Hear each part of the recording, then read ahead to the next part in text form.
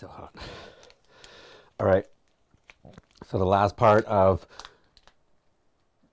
limits is going to be limits at infinity. And so now what we're doing this time is we're going to push x to positive infinity or negative infinity, which means we're going to go left on the horizontal or right on the horizontal. There's always two cases.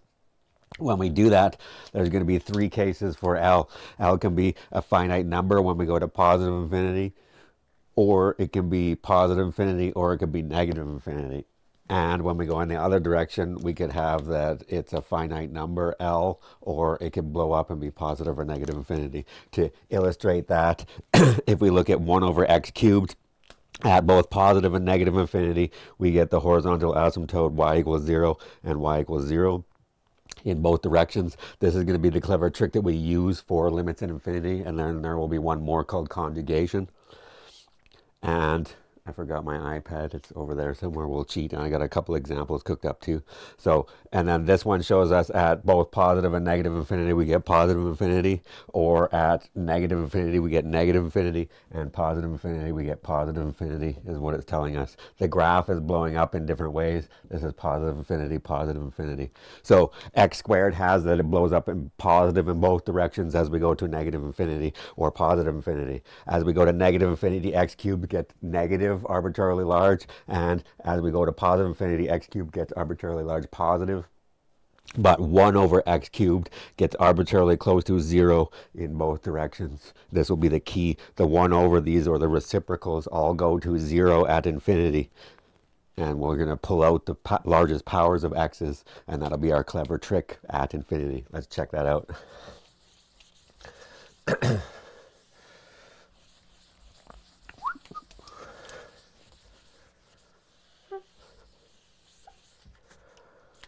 Okay. The first thing we should do is let's do a couple examples of checking the limit as x approaches positive infinity or negative infinity, but we shouldn't write it and be lazy. Do it one at a time. Of 1 over, say, x squared.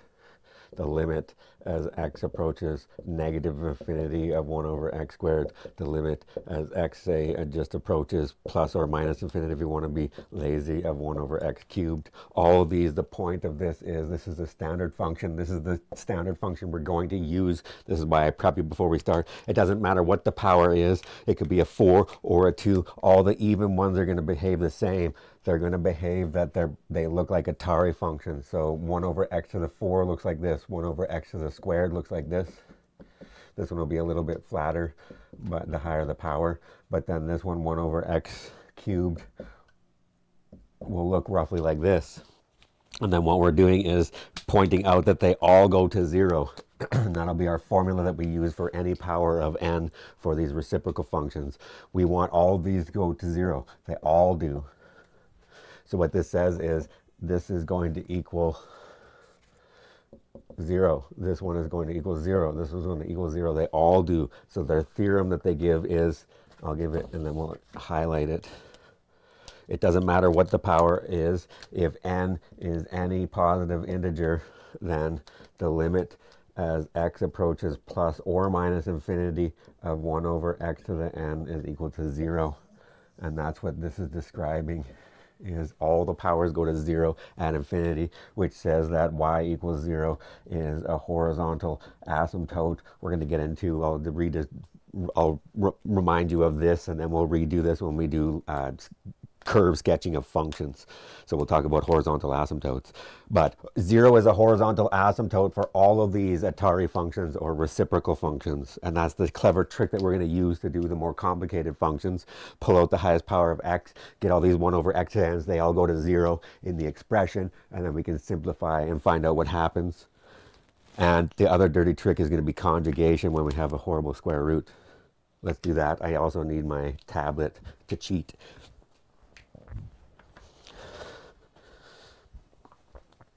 Let me do this dirty trick, and then we'll do the other dirty trick right after. So I'll show you what I mean by when they give you a more complicated structure. If it's at infinity, the two clever tricks are going to be using these Atari functions to pull out the highest power of x on the top and the bottom, and then simplifying and seeing what happens with all these 1 over x to the ends, which go to 0, or we have to conjugate. So example, compute or state why it doesn't exist, blah, blah, blah. The limit as x approaches positive infinity of, or let's do one where we should be careful, negative infinity of x plus 1 over the square root of x squared plus 2. We have to be careful with this one. What are we going to do? The first thing is, the idea is to take out the highest power of x on the top and the bottom. I'm going to show you how to do this here. I might do it slightly differently, but what do I need here? I need an x squared to pull out x squared out of the square root. So I'm going to multiply by x squared over x squared as 1, my same dirty trick, inside the square root. And let's be careful. This equals now the limit as x approaches negative infinity of x plus 1. I'm going to do the same thing on the top here as well. On the top, this should be x over x. And then here I'll be careful again. And we can, now that I have it in both, we can do the square root of x squared 1 plus 2 over x squared on the inside of the square root. Now what I'm going to do is switch pens for some reason. And I have x in the top and I have x squared square root, so we'll be careful. This is equal to the limit as x approaches negative infinity. On the top I can take an x out, which is 1 plus 1 over x now. And then on the bottom I have the square root of x squared, the square root of 1 plus 1 over x squared. This one we have to be careful, and this is why we have to do a side calculation. You don't like this, but where's x going? Negative infinity, so that says x is less than 0, so that says the absolute value, which is the square root of x squared, is equal to negative x. So this guy becomes absolute value of x, and then it becomes negative x because we're going to negative infinity. So this equals the limit as x approaches negative infinity of x, 1 plus 1 over x, over negative x times the square root of 1 plus 1 over x squared. Now these x's can cancel and the negative stays. That's where they get you every time. And this becomes equals the limit as x approaches negative infinity of 1 plus 1 over x over negative the square root of 1 plus 1 over x squared. The whole point was the clever trick of why we do that and take that out is now these all go to 0 in the example that I showed you. All the Atari or reciprocal functions go to 0 at infinity, and we can just compute this as a number. This is now equal to 1 over negative the square root of 1 plus 0, which is equal to 1 over negative 1, which is negative 1. The horizontal asymptote in the negative direction is y equals negative 1. It's positive 1 in the other direction. You can try that limit for fun, or for practice, or for both. Now let's see, we can blow up and go to infinity. What's the other trick? Conjugation, and we'll see why this conjugation is how we get out before we get L'Hopital's rule. Let's try that.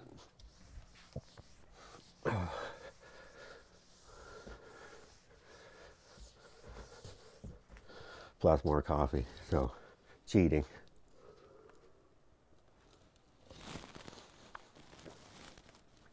There's the one. It doesn't really matter, but let's make it the same. Where do I want to go? Positive infinity. Example.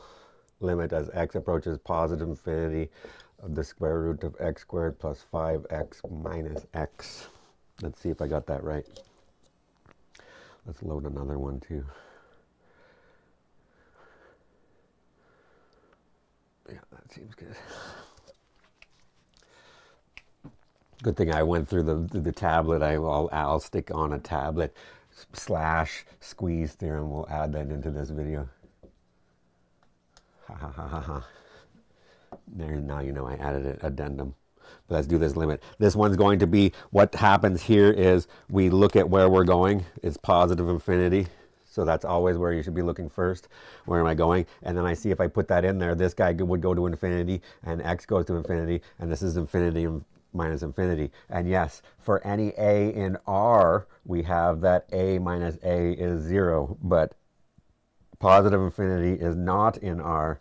So infinity minus infinity need not be 0. This is just an algebraic expression trying to describe the properties of what's happening to this function at infinity. And instead of that, let me drink this coffee instead of holding it like that. What we're trying to do is, if we have a tug of war or an indeterminate form, you can use L'Hopital's rule or algebra, but even when I use L'Hopital's rule or algebra, I won't have to use L'Hopital's rule in this case because the technique will be the same, but once I use the algebra to get myself out of this, we can compute the limit at infinity and it'll be a finite number. Let's see how we do that. How are we going to do it? We're going to conjugate, which means we get rid of this just to know that this is an indeterminate form, which is this tug of war. So instead what we do is we take the thing and the other guy on this either side of the minus, and because there was a minus here, we put a plus here. If it was a plus here, we would use a minus. We're always going to use a plus anyways because the definition of derivative is also going to use the minus because it's f of x plus h minus f of x. And so we're going to always do this clever conjugate business when we use the definition. You'll see in a couple videos. Right now, what did that do for us? Now that I can get rid of that and see that it was an indeterminate form, the clever trick was conjugating. So this is technically over 1 if you want. I take that expression, I notice that at infinity, it's infinity minus infinity, which is bad. I can't tell what happens to it. I can't just say 0, even if it is 0, which is not in this case, I believe. But what happened on the top was a difference of squares. Basically, we have the square root of a squared, or the square root of a minus b times the square root of a plus b over the square root of a plus b. That's the algebraic thing that we just did. I have that, basically, that's a and that's b, and then I multiply by the conjugate. What does it do on the top? It gives us a minus b over the square root of a plus b. It moved the radical to the bottom, but then on the top, the radical is not there, and we can see if the problem goes away. That's what's going to happen algebraically. Doing that tells me that this is the limit as x approaches positive infinity of, what do I get? On the top, you get the first one, x squared plus 5x, because it was under the square root. And then now this one is this times this because it wasn't square root, so x squared over, we move it to the bottom, x squared plus x. Now what did we get? Simplify, this goes away. We get equals the limit as x approaches positive infinity of 5x over the square root. This one I'm already going to start prepping. So this is x squared, the same trick as I just did in the last problem. X squared, 1 plus 1 over x. Multiply this one by an x. And then this is plus x equals the limit as x approaches positive infinity. On the top, I still have 5 times x. On the bottom, this is the square root. X is positive, so the square root of x squared is equal to the positive x. I still did the condition, which is now going to be x times the square root of 1 plus 1 over x plus x.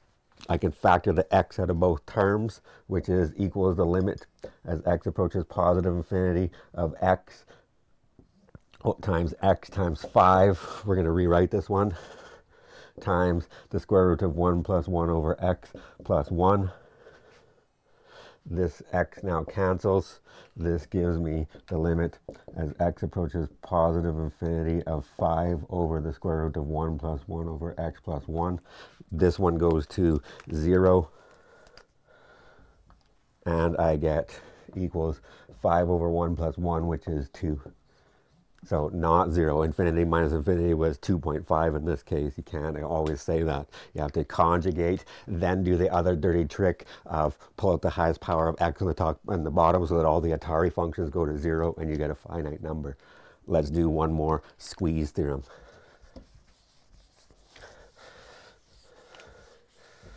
I'll just straight up go right into doing it by rote and saying, what does squeeze theorem say? Squeeze theorem says this.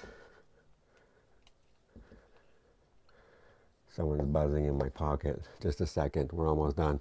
This says if you have a g of x is less than or equal to f of x is less than or equal to an h of x on some interval I, and that the limit of the outside one as you approach some value is L, and the limit of the other guy on the other side of as x approaches a of h of x is L, then by squeeze, this says that the limit of the inside guy as x approaches a has to also equal L. And then they say that because if you have three graphs that go in between each other, where this is the h, the big one, and then f is stuck in the middle, and then g of x at a, then that's what it's saying. It has to squeeze through there. But how do we actually use this? And everyone's always asking, how do I build these two functions? Let's try that, and let's do an example, and I'll show you immediately what they're saying with this and how to pick it. It's the bounded functions. You should only probably know roughly, if you've just started intro calculus, two bounded functions, sine and cosine. So if we're doing this, I have show that the limit as x approaches 0 of x squared times sine 1 over x equals 0. So we could have a vertical asymptote. We'll talk about this later, but we have division by 0, so 0 is not in my domain. Or sorry, 0.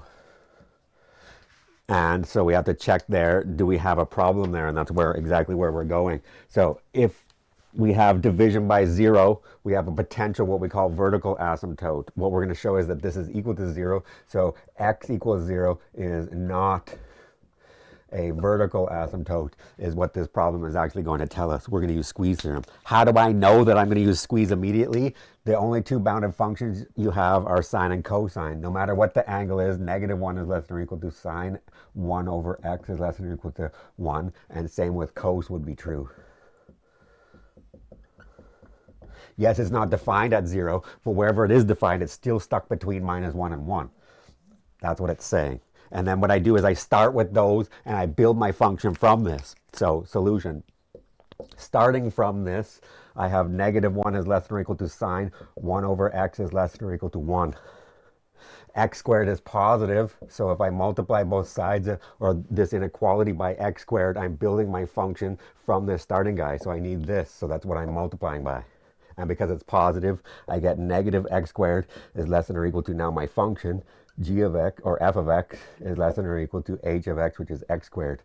And now I'm going to 0. As x goes to 0, this goes to 0. As x goes to 0, this goes to 0. So by squeeze, this guy also goes to 0, or the limit as x approaches 0 of x squared sine 1 over x is equal to 0 by squeeze. What's happening? -x squared is the upside down parabola. -x squared, and then you have x squared is the parabola, and this guy is between it.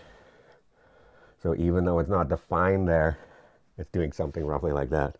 That's what's happening. So there's no vertical asymptote there. It didn't blow up. It crushed to 0, but we had to use and build outside functions starting from the bounded function.